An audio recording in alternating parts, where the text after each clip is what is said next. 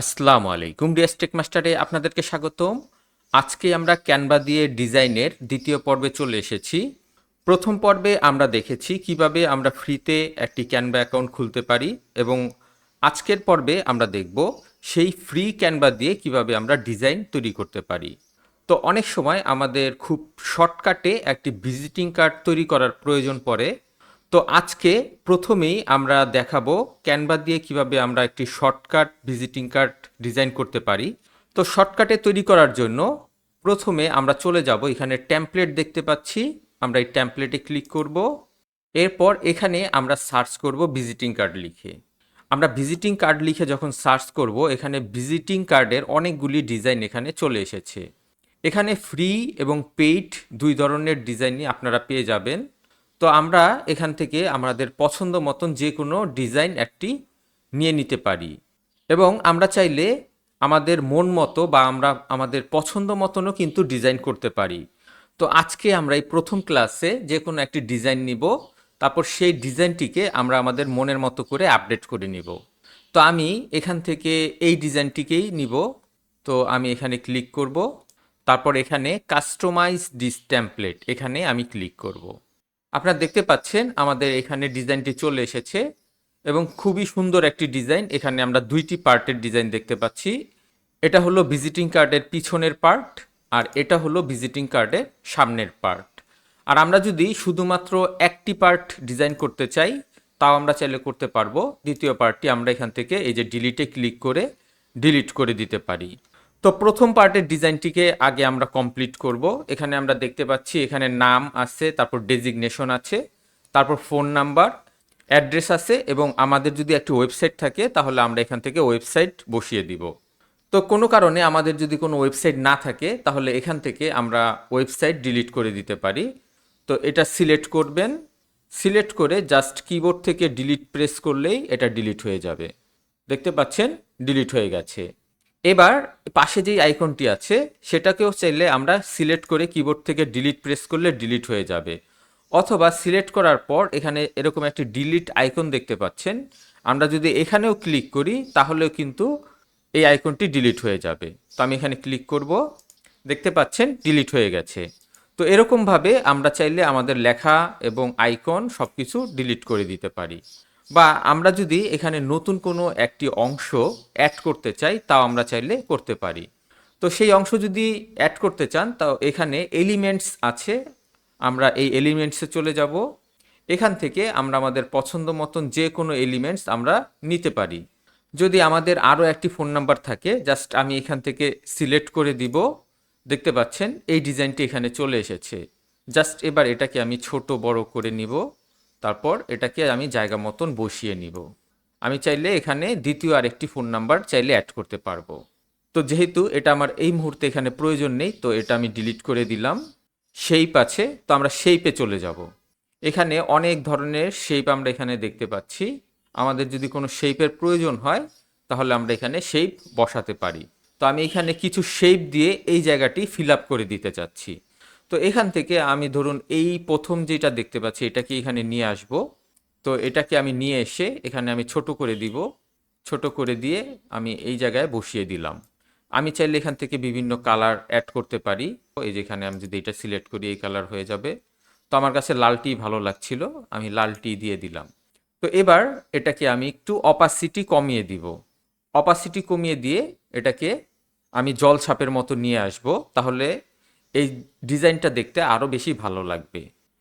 তো ডিজাইনটি সিলেক্ট থাকা অবস্থায় এখানে আমরা দেখতে পাচ্ছি ট্রান্সপারেন্সি, এখানে আমি ক্লিক করব। এখান থেকে আমি একটু অপাসিটি কমিয়ে দিব। আপনারা দেখতে পাচ্ছেন এটার অপাসিটিটা কমে গেছে। এবার এটাকে আমি যে কোনো এক জায়গায় সুন্দর মতো আমার পছন্দ মতন যে কোনো জায়গায় বসিয়ে দিব। এরপর আমরা যদি এখানে আরও কয়েকটি ডিজাইন দিতে চাই আমাদের প্রয়োজন মতো আমরা এখানে ডিজাইন বসিয়ে দিব। যেমন এখানে আমি একটি ত্রিভুজের মতো অংশ দেখতে পাচ্ছি, আমি এটাকে ক্লিক করব। এখানে আমি ত্রিভুজটিকে এই কর্নারে বসিয়ে দিব, সুন্দর মতো একটু বড় করব। বড় করে এটাকে আমি কর্নারে বসিয়ে দিব।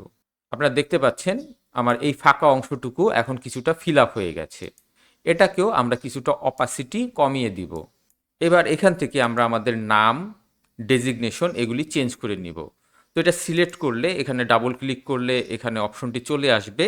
তারপর এখানে আমরা কিবোর্ড থেকে নাম টাইপ করে দিব।